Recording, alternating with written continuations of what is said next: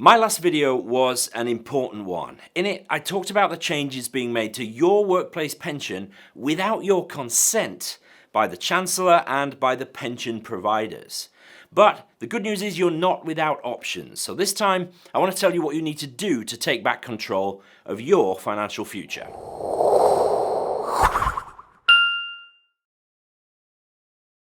Hi and welcome back to the channel. My name is Pete Matthew and I'm a chartered financial planner based here in the UK, and this video is brought to you by Meaningful Academy Build Wealth. More on that in just a little bit. Now, the Mansion House reforms will see 5% of the default funds in most workplace pensions be invested in so-called high-growth companies. Now, in practice, this means unlisted companies where the shares could do incredibly well, sure, but they could also fail completely, and certainly they could be potentially very difficult to sell. By any measure, it's a high-risk investment strategy. And I agree with lots of comments that I got on the last video, like this one from Kevin, who takes issue with the fact that these reforms will impact those who are not necessarily equipped to understand how their pension is invested. It's happening to those people by default, and that's wrong. This should be something that you opt into, not the other way around. Now, if you feel like you don't want the Chancellor's reforms to happen to your workplace pension, what can you do about it? Well, you've got two options.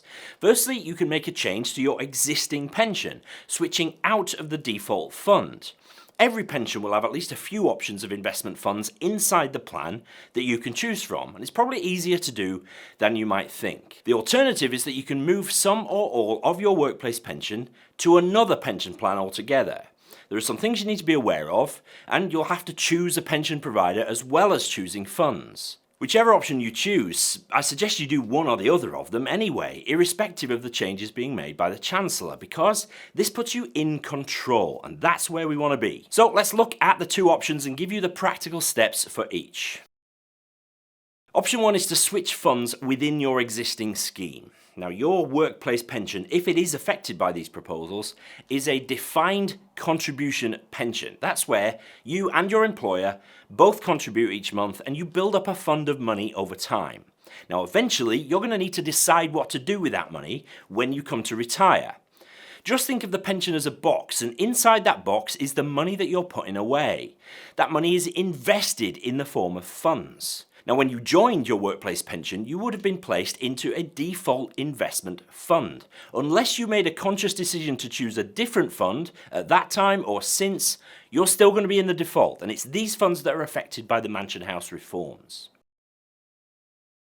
To change the default fund in your workplace pension, you need to follow these steps. Firstly, get a list of alternative funds. Almost all pension schemes have a list of available funds that you can choose from. And this will either be made available on an online portal that you can log into, or you might need to call the phone number on your annual paper statement and ask them for a list of funds. The online option is best because you can click through and look underneath the bonnet and see how the funds are invested, and that will help you to make a decision. Second thing is to know your risk profile. With investing comes risk. That's just how investing works. We take some risk in the hope of doing better with our money. If you've never invested before, you should start with a balanced risk profile.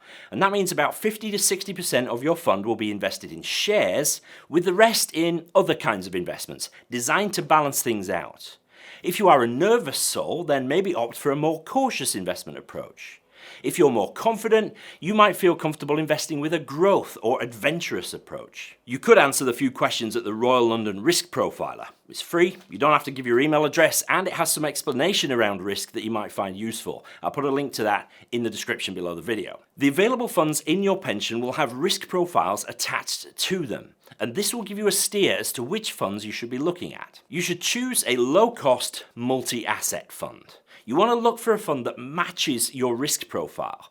So look for risk words in the names of the funds. So balanced, maybe diversified or blended. More cautious, look for defensive, conservative.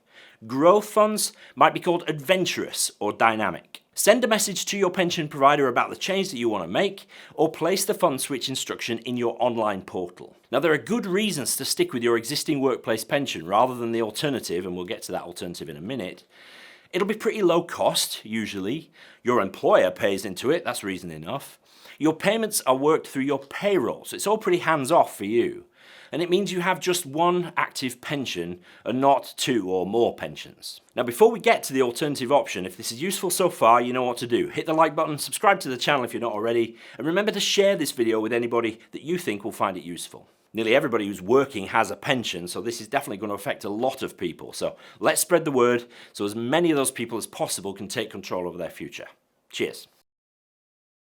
The alternative option is to open another pension alongside your workplace scheme. Now you've got 2 boxes. One is the one that receives the contributions from you and your employer, that's your workplace scheme, and the other is a personal pension that you have complete control over. And being able to choose your own pension gives you a lot more flexibility and a much wider set of options for how your pension money is invested. To open a new pension, you'll need to follow these steps. Firstly, choose a provider for your pension. There are lots of options here, but your criteria are cost, investment choice, and user experience on the website. Cost is objective, of course, you want it as low as possible, but the choice and appeal of investment options plus the user experience are subjective things. I always point people to the excellent Boring Money website where they've got great comparisons of all the self-investment platforms. Link in the description. Next, you need to request a partial transfer from your workplace scheme into your new pension. When you open the new pension, you just need to fill in the details of your workplace scheme and the money will be requested. Be careful though, you don't want the whole workplace pension to transfer across, because that will essentially close it down.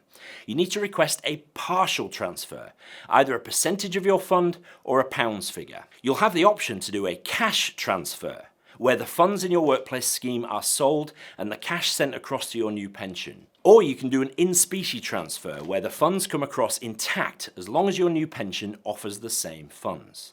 It's much easier to do a cash transfer, but you will be out of the market for a while, maybe up to 2-3 weeks, but the whole thing will definitely happen more quickly. And then once the money lands in your new scheme, invest as you choose. Same advice as before.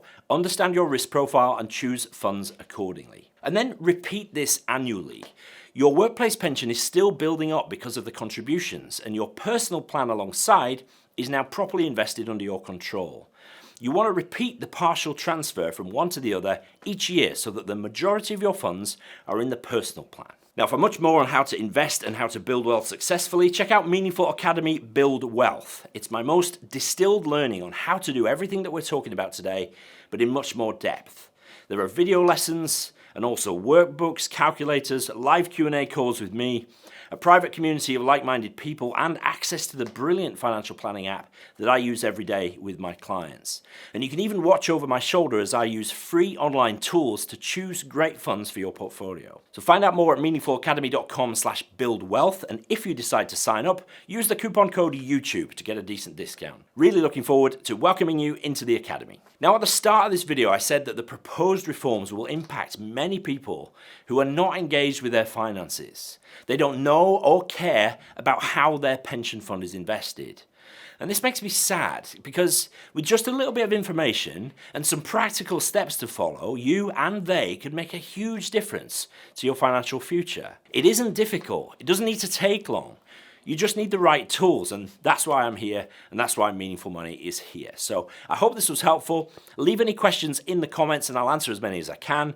Like and subscribe, but also share the video with anyone you think will benefit. Thanks so much for watching, and I'll see you in the next one.